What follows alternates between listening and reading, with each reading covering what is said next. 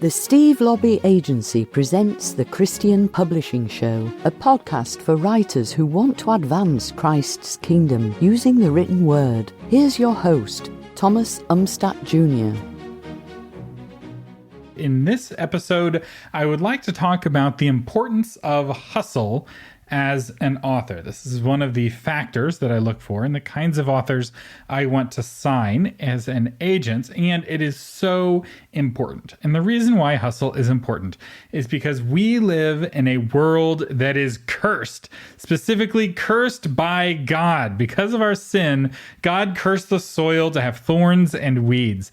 And that curse is pervasive, so it continues beyond just farming. If you want to farm, you have to put in the work to remove weeds. And if you want to have success in publishing, you must be willing to put in the work there too. Your success will only come by the sweat of your brow. This is the curse.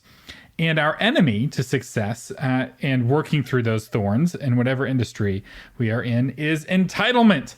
Entitlement is expecting the crop to grow without the work. It's the killer of many author careers. So what does entitlement look like for authors? Well, it could be, my idea is so unique, my book deserves to get published and sell like crazy. The reality is, a good idea is not enough to save bad writing and bad marketing. Or an author may say, my writing is so good, my book deserves to thrive. But good writing alone is not good enough for success. You also need to have a good idea. You also need to have good marketing. My marketing is so good that my book deserves to thrive. Well, good marketing helps a bad book fail faster. So marketing alone is not enough. Or entitlement may look like, say, an author who says, my last book was a bestseller, so my next book deserves to be a bestseller. The reality is that past success makes future success easier. It does not make it guaranteed. Just because your last book was successful, there are no promises for the next one. You have to win each sports game itself. Just because you beat the last team doesn't mean that you're entitled to beat the next team.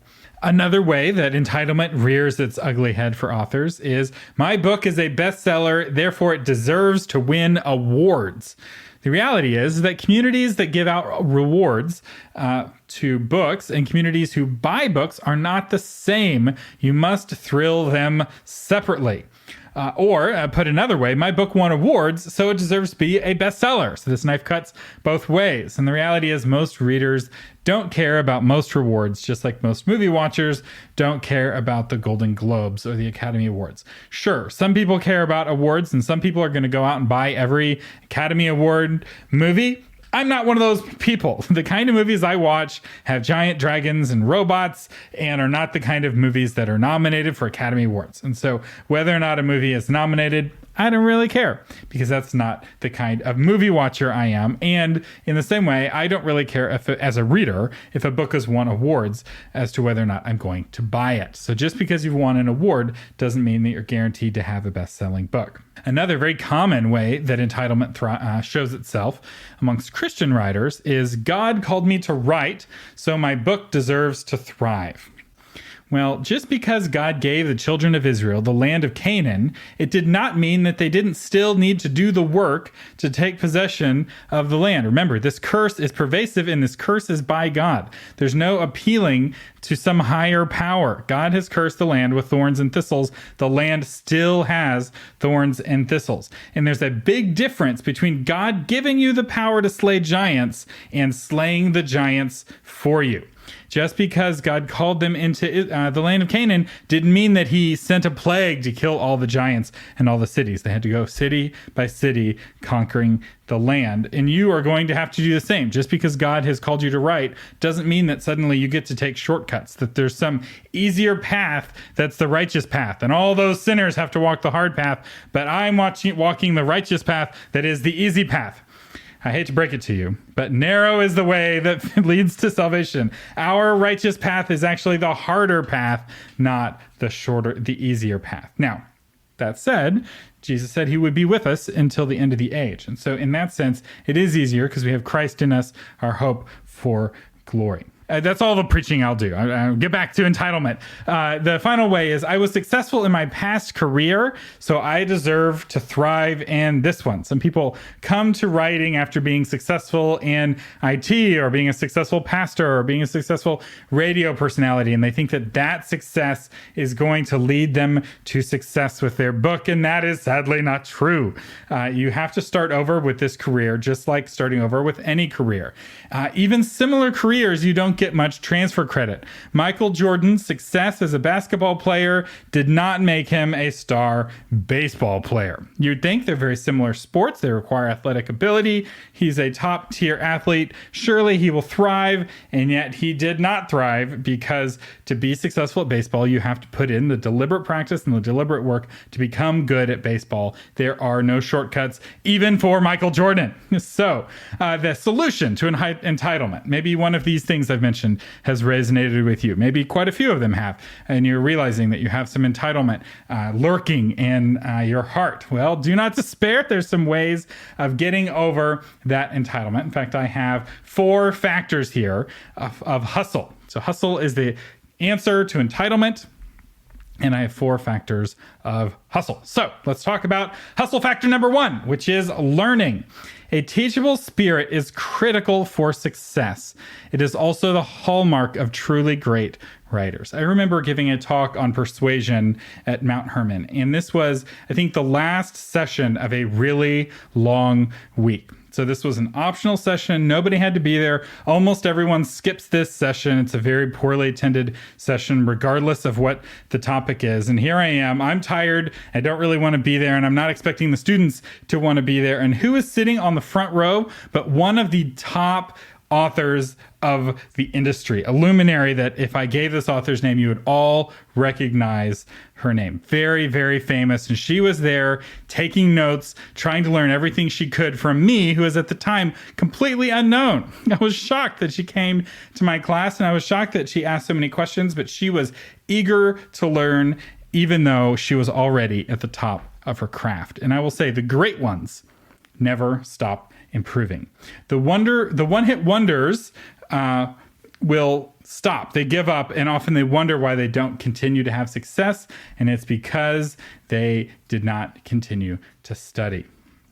There's 2 areas where you need to never stop learning, and those are writing and marketing. The craft of writing and the craft of marketing. Now, eventually, you will get to the point where you run out of traditional learning sources. Like for me, I've been reading marketing books for 10 years, and it's hard to find books on marketing that are teaching things that I haven't already read in some other book on marketing. But that doesn't mean that my learning ends. It just means that I have to find new ways to learn.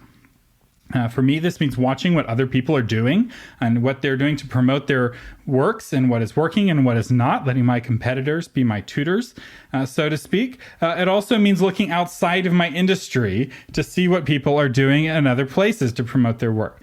Part of my competitive edge as a marketer is that I'm looking to things like Roman history for marketing ideas, which is not a place most marketers look. But this also applies to craft. Masters like Stephen King continue to learn. Now, Stephen King doesn't learn by taking classes on writing, although he may still do that from time to time.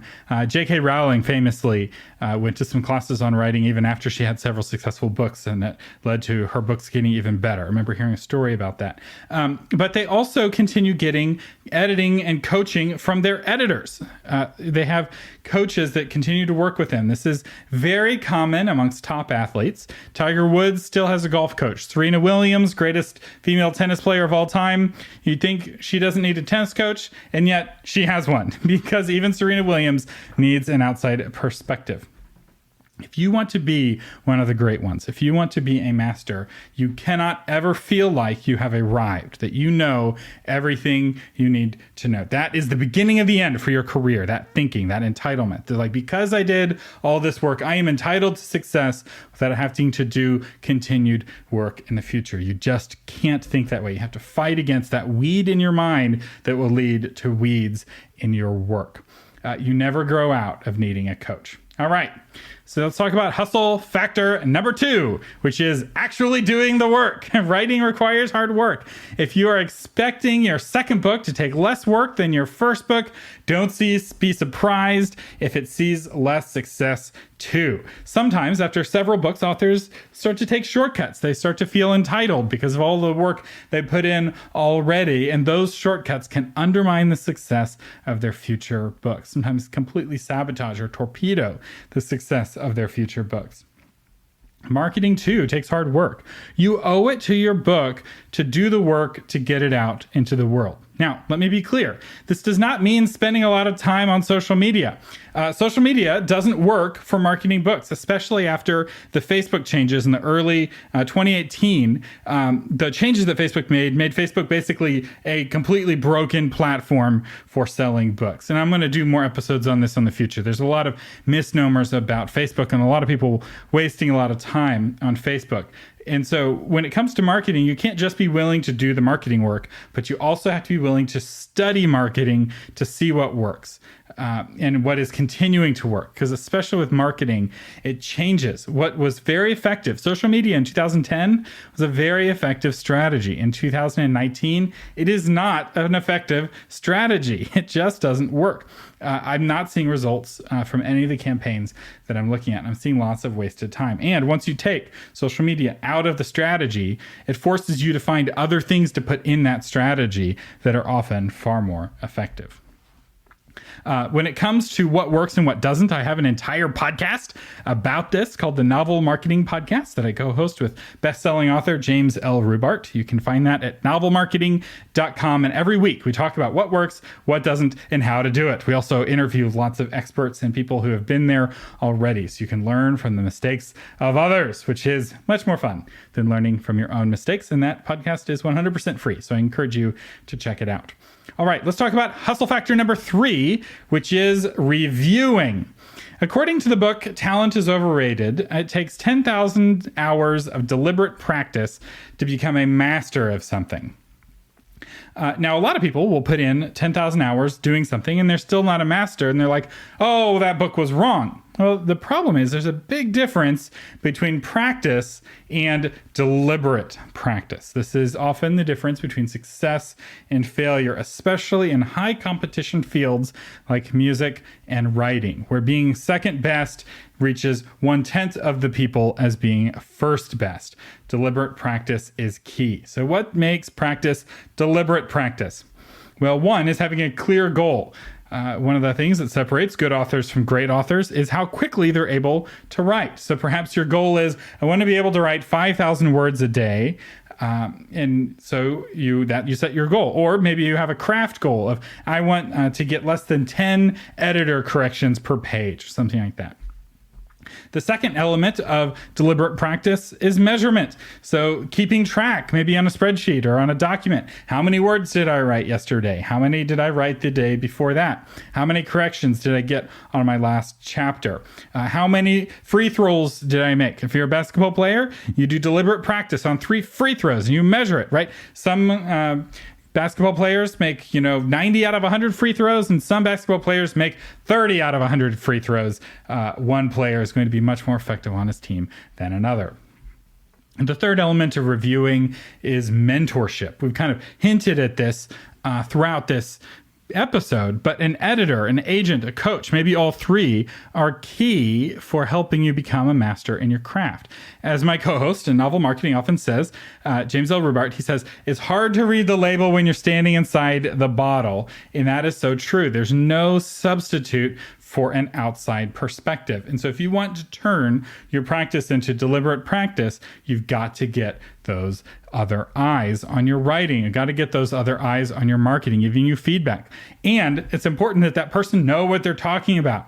So just because your husband or wife likes your writing doesn't mean that it's good writing. If your husband or wife is not a professional writer, they may not be the person to ask. You may need to ask somebody who is an expert, right? If Serena Williams were to ask me for tennis advice, I would have nothing to tell her because I don't know anything about tennis. So even though I'm an outside perspective, I'm not expert outside perspective, and I couldn't give her even one piece of feedback. And yet her coach is constantly giving her feedback.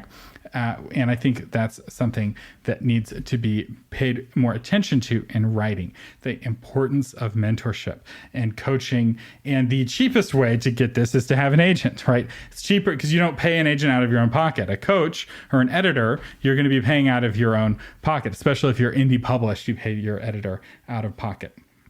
If you're traditional published, the editor is free, so to speak. So anyway, that's reviewing. Another aspect of this is reviewing your work just as a consumer. So for instance, with podcasting, I listen to every podcast I create. I listen to every guest interview I do. I do tons of guest podcast interviews on different podcasts around the web. In fact, I have an entire podcast of just my guest interviews on various topics at thomasumstattd.com. And I go back and I listen to every one, trying to listen to things that I need to improve. In fact, I just did an interview and I had this really loud breath sound because of a microphone setting. And it was so annoying. I was annoying my own self with my own guest interview. And this is after doing dozens, if not hundreds of guest interviews. I'm still finding things to fix, still finding things to learn. Okay, so here we are to the end, the final hustle factor, number 4, which is probably not what you think. It is resting. It may sound counterintuitive, but the key to hustle is rest. Rest sharpens the mind. Another way to think of this is it sharpens the axe. So if you're trying to cut down a tree, what do you want to do? Use a sharp axe or a dull axe. The rest allows you to get a maximum return on energy.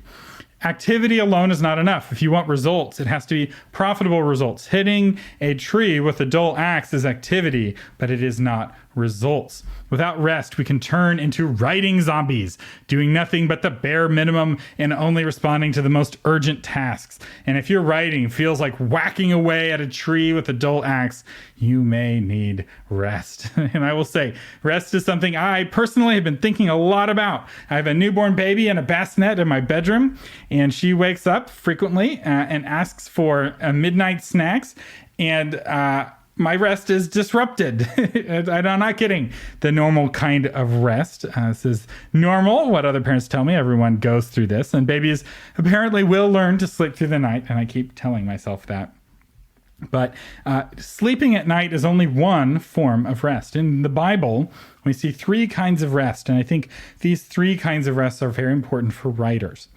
The first is daily rest, right? It's sleeping at night, finding good rest and good nourishment at night. In fact, just last night, we put a new mattress topper on our bed, and my wife and I both had the best sleep we have had in a long time. It did not fix the crying baby problem, but we did sleep better. It was the best investment I ever made. $80. It was the top reviewed mattress topper on Amazon, had like 3,000 reviews. And we're like, well, gosh, 3,000 Amazon reviewers can't be wrong. And after one day of using it, I can say I'm glad I spent the money. So daily rest is important. Getting good sleep is important. But there's also this concept in the Bible called weekly rest. This is the most famous of the biblical forms of rest. It's taking Saturday off.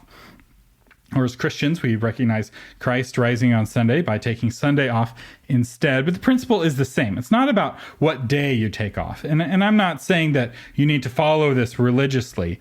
But I am saying that there is a principle here that's very practical. I remember studying the Oregon Trail in school, in middle school, high school. And I remember seeing in the textbook a flyer that was given out to the wagon trains that said, if you rest 1 day in 7 on your way to Oregon, you will get there 2 weeks sooner. Or 3 weeks sooner. I don't remember exactly how much sooner you will get, but they'd done some research. And if you've ever played the video game Oregon Trail, you totally believe it.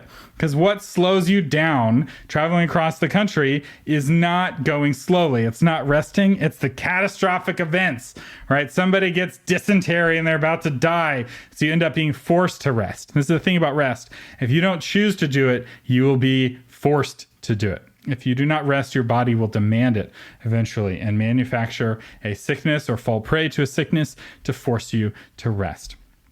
The final kind of rest, speaking of being forced to rest, is what I would like to call sabbatical rest. This is the 1 year in 7 where the Israelites were not supposed to farm their fields. And the academic institution is one of the only industries in the world that actually recognizes this. And they're like, we get better performance from our tenured professors when we force them to take 1 year off in 7. This is where the term sabbatical comes from, Sabbath itukol.